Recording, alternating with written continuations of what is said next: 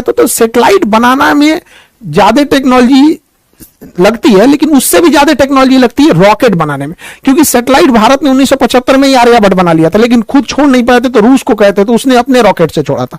तो हमारे पास PSLV बहुत भरोसेमंद सैटेलाइट है, यह रॉकेट है, यह अब तक 50 सफल अभियानों को कर चुका है, बहुत बेहतरीन है। मंगलयान से लेके ये सब ने बहुत बड़े बड़े सफल कारनामे किए, लेकिन इसके जगह पे कॉस्ट बचाने के लिए इसमें स्मॉल सैटेलाइट लॉन्च व्हीकल हम लोगों ने नया बनाया था, और ये बहुत बेहतरीन था, इसने काम भी बहुत अच्छा किया। इसके देखेंगे तो इसके 4 स्टेजेस हैं, मेनली 3 स्टेज है। सबसे बड़ा स्टेज जो है पहला स्टेज है, इसके बारे में पहले समझते हैं। इसकी लंबाई 34 मीटर है, व्यास जो इसकी मोटाई है वो 2 मीटर है, 120 टन खुद इसका भार है, तो अपना भार है। लेके कितना जाएगा, तो 500 केजी के सैटेलाइट को लेके चला जाएगा। आजकल 500 केजी में बहुत बेहतरीन सैटेलाइट बन जाएंगे।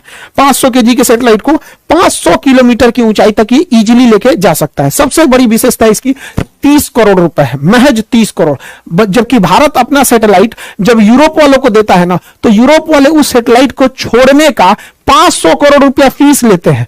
सोच रहा तुम्हें 500 करोड़ रुपया तुम फीस ले रहा है, हम लोग का 30 करोड़ का रॉकेट वे आ गया यहाँ पर। और ये महज 3 स्टेज का है, और एक वेलोसिटी टर्मिनल मॉड्यूल है, यानी टोटल 4 स्टेज का है। सबसे बड़ा स्टेज जो है पहला स्टेज है, पहला स्टेज है सबसे बड़ा। तो ध्यान से समझते हैं इसके बारे में और डिटेल से।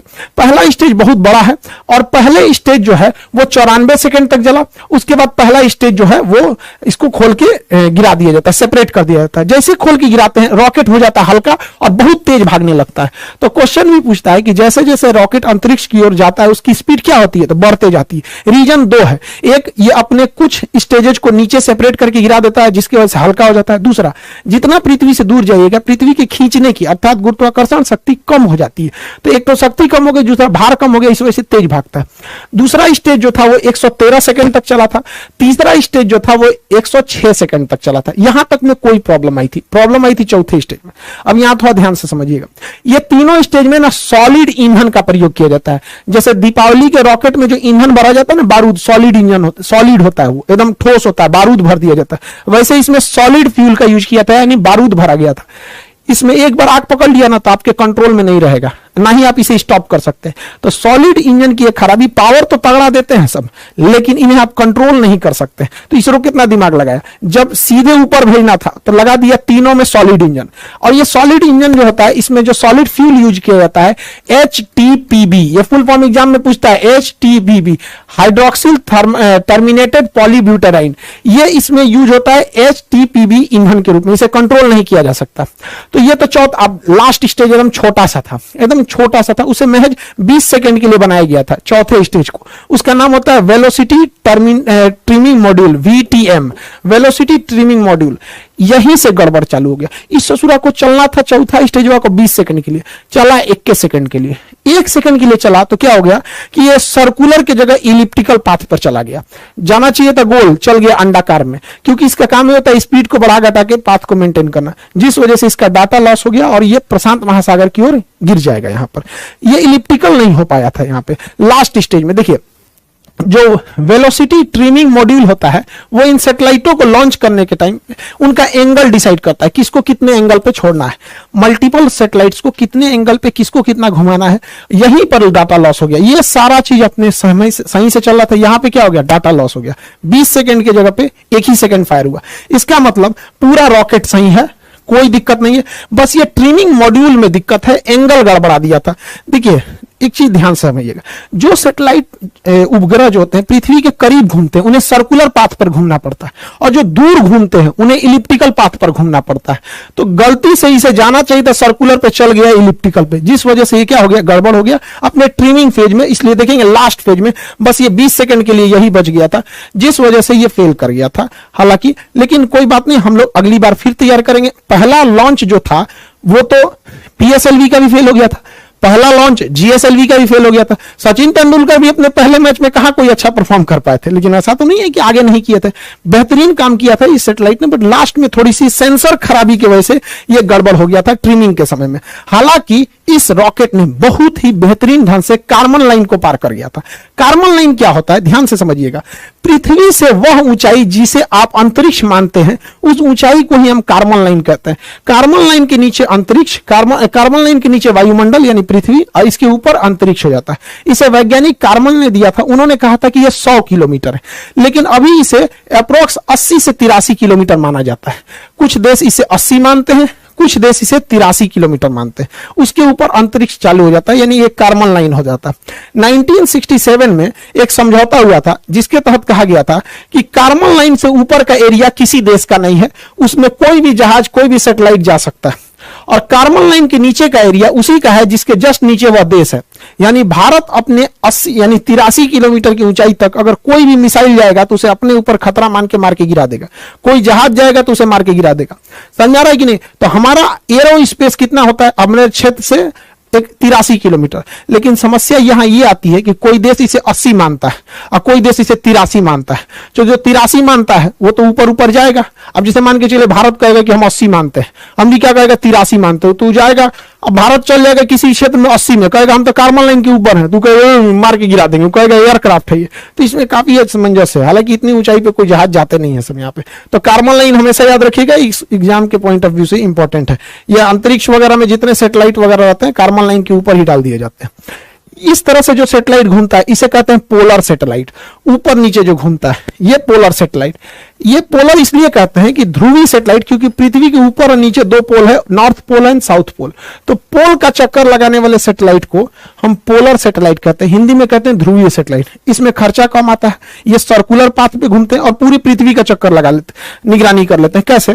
ये तो ससुरा सैटेलाइट वो ऊपर नीचे घूम रहा है, ठीक है, लेकिन पृथ्वी तो ऐसे ही से घूम रही है। पृथ्वी कैसे घूम रही है? इस तरह से। तो पृथ्वी जब ऐसे घूमेगी तो अलग अलग जगह का फोटो ले लेगा। जैसे अभी ये यहाँ का फोटो ले रहा है, पृथ्वी थोड़ा सा घूमेगी तो फिर थोड़ा और आगे का ले लेगा, पृथ्वी और घूमेगी तो थोड़ा और आगे का ले लेगा। इस तरह से आगे लेते लेते पृथ्वी के ये घूमने का डायरेक्शन, अभी इस सैटेलाइट का फोकस यहाँ पर है, अब इसे पृथ्वी घूमेगी तो थोड़ा और इधर होगा, ऐसे होगा। तो पोलर सैटेलाइट काफी सस्ते आते हैं और छोटे होते हैं, जबकि जियोसिंक्रोनस सैटेलाइट होते हैं उस ससुरे इलिप्टिकल पाथ पे घूमते हैं और ये 36,000 किलोमीटर की ऊंचाई पर होते हैं। इनको छोड़ना बड़ा कठिन काम होता है। हम लोग इसको छोड़ने के लिए GSLV रॉकेट रखे हैं। तो हमारे पास हर तरह के रॉकेट है, ऐसा कोई बात नहीं है। देखिए हम लोग अभी जो बनाए हैं SSLV, small satellite launch vehicle, ये सस्ते रॉकेटों को छोड़ देगा। PSLV थोड़ा और तगड़ा भेजेगा। GSLV बाप है ससुरा सैटेलाइट सबका, उठा लेता है 2,000 किलो का सैटेलाइट उठा लेता है, 3,000 किलो का सैटेलाइट उठा लेता है। और GSLV Mark 3 दादा है ससुराई, 5,000 किलोग्राम का सैटेलाइट लेकर अंतरिक्ष में उड़ जाता है। तो ये बहुत खतरनाक है। तो हमारे पास हर तरह के सैटेलाइट है, हर तरह के जरूरत के हिसाब से हम लोगों ने इसे बना के रखा है। लेकिन सबसे ज्यादा अगर कोई काम आने वाला है तो SSLV का काम आने वाला है, जो अभी हल्का सा फेल हुआ है, मतलब वो 98% सफल है। उसका एक सेंसर गड़बड़ हो गया था। SSLV की हम इतनी चर्चा क्यों कर रहे हैं, समझिए ध्यान से। एक ससुरा ये 72 घंटा में रेडी हो जाता है, मतलब ये पार्ट बाय पार्ट बन के बना रहता है। इसे कसने के लिए केवल 72 घंटा चाहिए, 3 दिन में रेडी हो जाता है। और इसे केवल 6 आदमी मिलकर रेडी कर सकते हैं और हर हफ्ते इसे लॉन्च किया जा सकता है। हर हफ्ते फटाफट 3 दिन में लॉन्च होगा और समय देख के मौसम ठीक है कि नहीं, सब कुछ ठीक है, लॉन्च कर देंगे। फिर हर हफ्ते इसे लॉन्च किया जा सकता है। महज 30 करोड़ में आता है, 30 करोड़ में। जबकि अगर आप स्पेस एक्स से सैटेलाइट छोड़वाते हैं तो 100 करोड़ तो खुदे ले लेता है। यहां तो 30 करोड़ का पूरा रॉकेट वे है और खाली छोड़ने का 100 करोड़ ले लेता है। अब कोई देश वेट नहीं करेगा क्योंकि हर हफ्ते ये भेज सकता है। जबकि हमारे पास जो PSLV और GSLV है, इनकी खराबी समझिए। एक तो सबसे इनको रेडी करने में 3 महीना लग जाता है और दूसरा ये सस्ते 30 करोड़ के नहीं 200 करोड़ के, और GSLV को तो रेडी करने में 4 महीना लग जाता है। यानी अगर किसी को सैटेलाइट से लॉन्च कराना है हमारे GSLV से तो 4 महीने की वेटिंग लिस्ट है। आपको किसी ट्रेन में 4 महीने का वेटिंग मिलेगा तब ट्रेनें छोड़ देंगे उसको। तो इसमें 3 महीना, इसमें 4 महीना। इस ससुरा इसका खुद का खर्चा 400 करोड़ है, तो ये तो पैसा भी लेता है ज्यादा। इसी वजह से आज के समय मॉडर्न टेक्नोलॉजी है। मॉडर्न टेक्नोलॉजी में हर चीज छोटा होते जा रहा है। पहले शादी ब्याह में कैमरा करने वाला इतना बड़का कैमरा लेके आता था, अभी नॉर्मल कैमरा आ गया है। तो हर चीज अब छोटी होती जा रही है, हल्की होती जा रही है और काम पहले से 5 गुना कर रही है। इसलिए अब भारी भरकम रॉकेट की जरूरत नहीं है। अब हम लोग छोटे रॉकेट से भी काम चला लेंगे, अब इतना भारी भरकम रॉकेट की जरूरत नहीं है। तो हम लोगों का मेन फोकस है SSLV पे और ये पूरी दुनिया में राज करेगा। और इससे ज्यादा सबसे ज्यादा दिक्कत होगा किसको? तो SpaceX को, बहुत ज्यादा उसको सैटेलाइट छोड़ने की जरूरत है। तो हमारे यहाँ विदेशी ग्राहक बहुत आते हैं कि हमारा सैटेलाइट छोड़ दो क्योंकि आपका रॉकेट बहुत सस्ता है, हमें सस्ता पड़ता है। तो हम लोग के पास एक पहला लॉन्च पैड था केरल के थुम्बा में, उसका नाम था विक्रम साराभाई प्रक्षेपण केंद्र। तो ये विक्रम साराभाई था।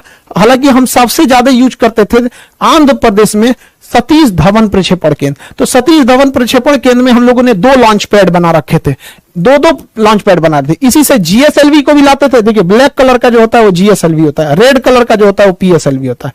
तो इसी में एक में GSLV बना दिए, एक में PSLV।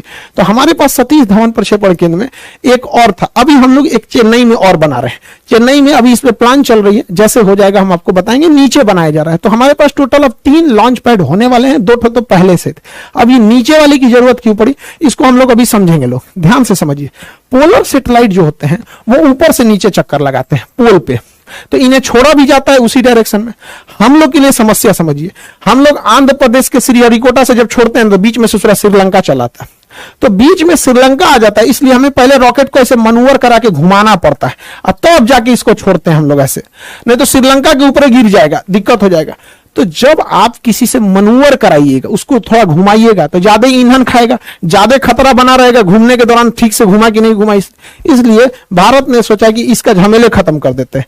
जो हमें जियो स्टेशनरी सैटेलाइट छोड़ना है, जो पृथ्वी का इससे चक्कर लगाते हैं 36,000, उसको तो सीरियल यहीं से छोड़ेंगे, सतीश धवन प्रक्षेपण केंद्र यानी श्रीहरिकोटा से छोड़ेंगे।